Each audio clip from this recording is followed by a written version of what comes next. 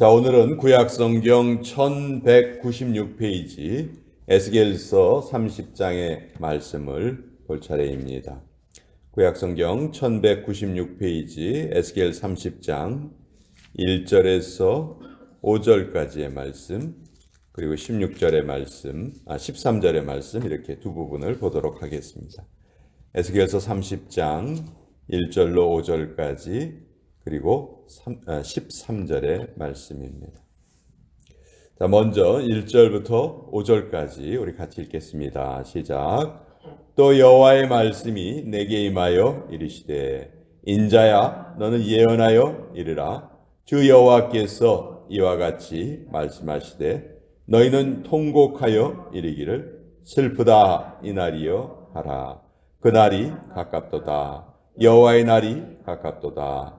구름의 날일 것이요 여러 나라들의 때이리로다. 애굽에 칼이 임할 것이라. 애굽에서 죽임당한 자들이 엎드러질 때에 구스에 심한 근심이 있을 것이며, 애굽의 무리가 잡혀가며 그 터가 헐릴 것이요 구스와 붓과 룻과 모든 섞인 백성과 국과 및 동맹한 땅의 백성들이 그들과 함께 칼에 엎드러지리라. 13절의 말씀 같이 읽습니다. 시작. 주 여호와께서 이같이 말씀하셨느니라. 내가 그 우상들을 없애며 신상들을 높 가운데에서 부수며 애굽 땅에서 왕이 다시 나지 못하게 하고 그 땅에 두려움이 있게 하리라. 하나님의 말씀입니다. 아멘.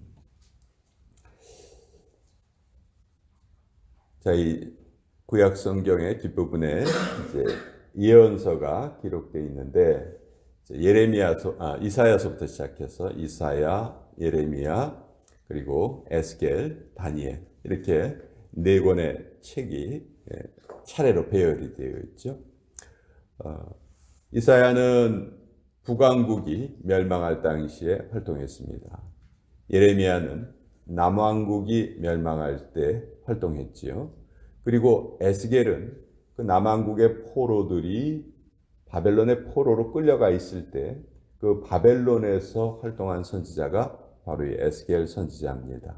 그리고 에스겔보다 조금 먼저 일찍 포로로 끌려갔지만 에스겔 다음에 이제 예레미야서에 적혀 있는 70년이라는 70년 만에 너희가 다시 회복할 것이다 라는 그 말씀을 깨닫고 기도했던 인물.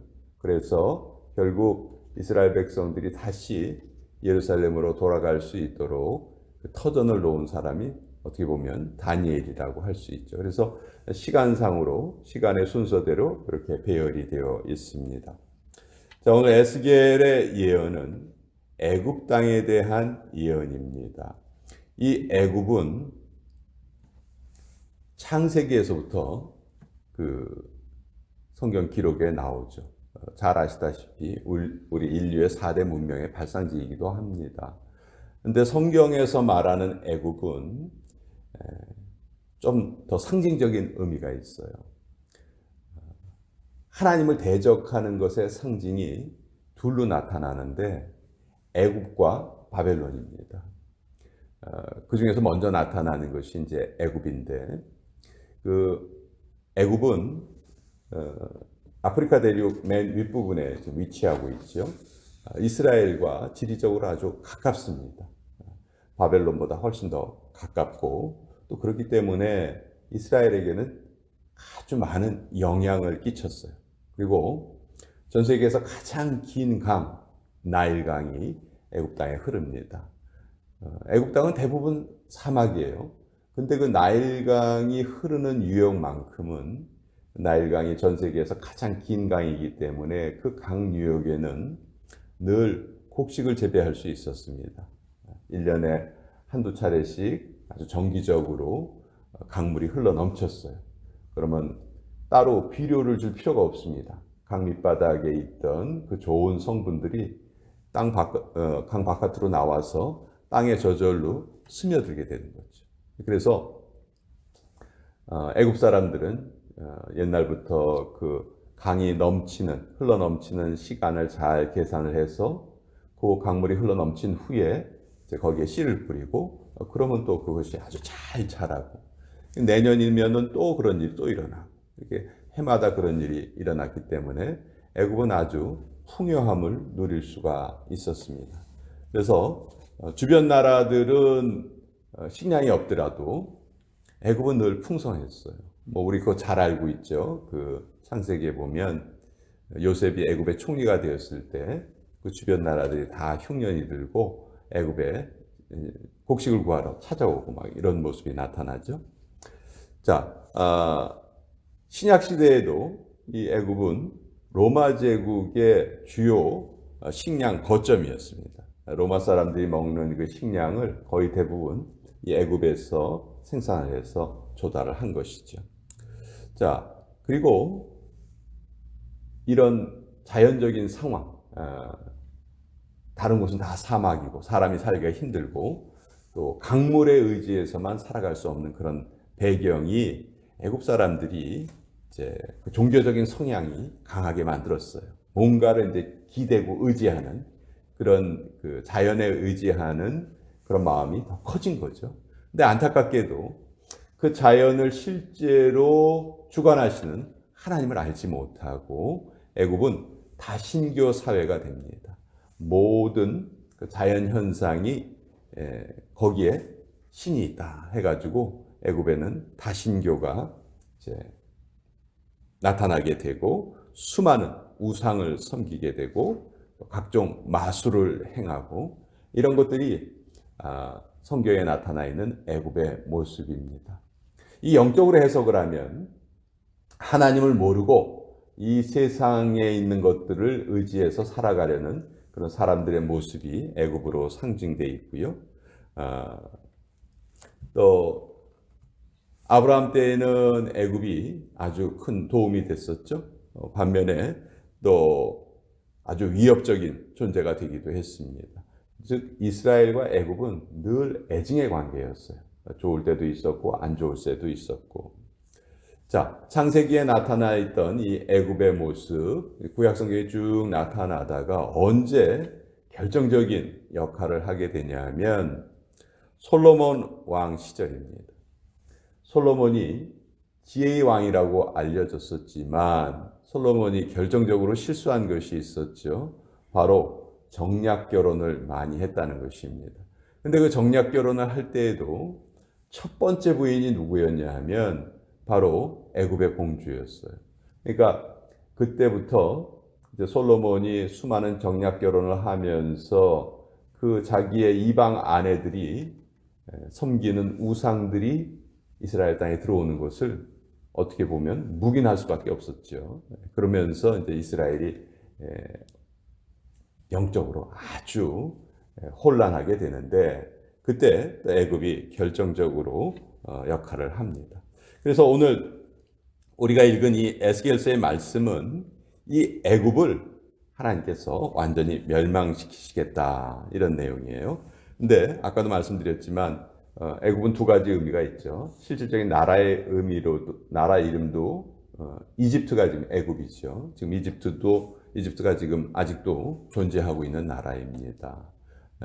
그렇지만 성경에서 말씀하고 있는 이 애굽은 영적인 의미가 더 강하다. 하나님을 대적하는 모든 것들의 상징으로서 애굽. 그리고 역사적으로 이스라엘이 멸망하기 직전에 남유다가 멸망하기 직전에 바벨론이 쳐들어온다니까 애굽에 많이 기대려고 했어요. 근데 하나님의 뜻은 그게 아니었죠. 너희가 바벨론의 포로로 끌려가서 너희의 그 징계를 마땅히 받고 완전히 새로운 모습으로 거듭나기를 바란다. 그것이 하나님의 뜻이었다는 거예요. 근데 유다 백성들은 그게 싫으니까 애굽을 의지하려고 했어요. 그때 하나님께서 이 애굽을 완전히 그 전쟁에서 지게 만드시겠다 하고 예언하시는 그런 내용이에요. 그래서 또 이 말씀 그대로 역사가 이루어진 것을 우리가 보게 됩니다. 자, 1절에 보시면 또 여호와의 말씀이 내게 임하여 이르시되 인자야 너는 예언하여 이르라. 주 여호와께서 이와 같이 말씀하시되 너희는 통곡하며 이르기를 슬프다 이 날이여 하라. 이제 한 날이 이를 것인데 바로 어떤 날인가? 4절에 보면 애굽에 칼이 임할 것이라. 애굽에서 죽임당한 자들이 엎드러질 때 구스에 심한 근심이 있을 것이며 애굽의 무리가 잡혀가며 그 터가 헐릴 것이다. 여기 구스는 오늘날 이디오피아인데 애굽 바로 밑에 있는 나라죠.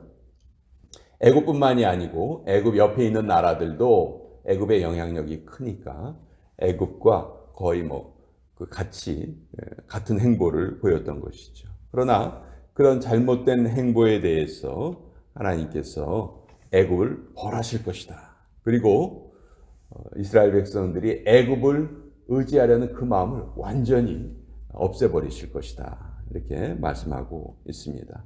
그래서 13절에도 주 여호와께서 이같이 말씀하셨느니라.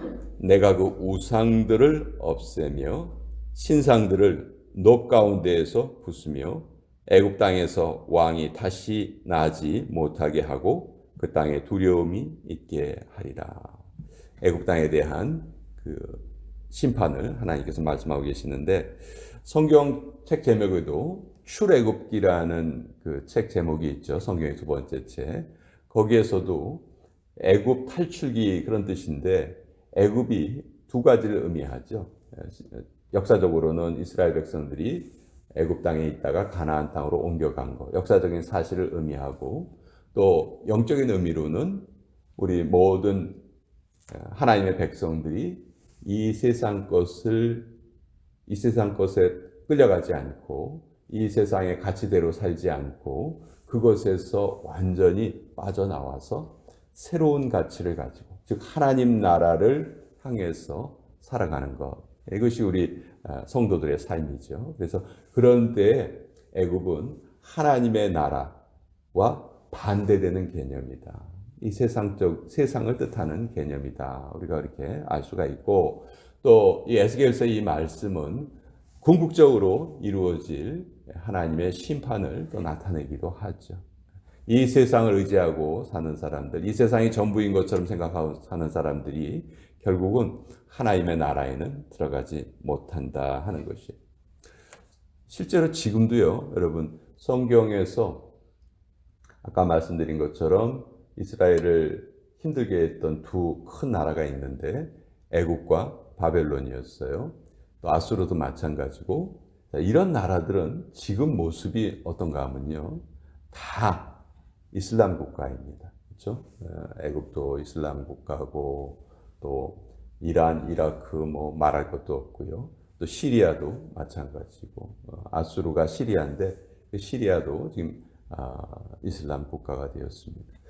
그래서 정말 이 성경에 있는 이 모든 예언들이 상징적인 의미를 가지고도 있지만 또 현실적으로도 참 많이 현실 그대로 이루어진 모습을 우리가 또 보게 되는 것이죠.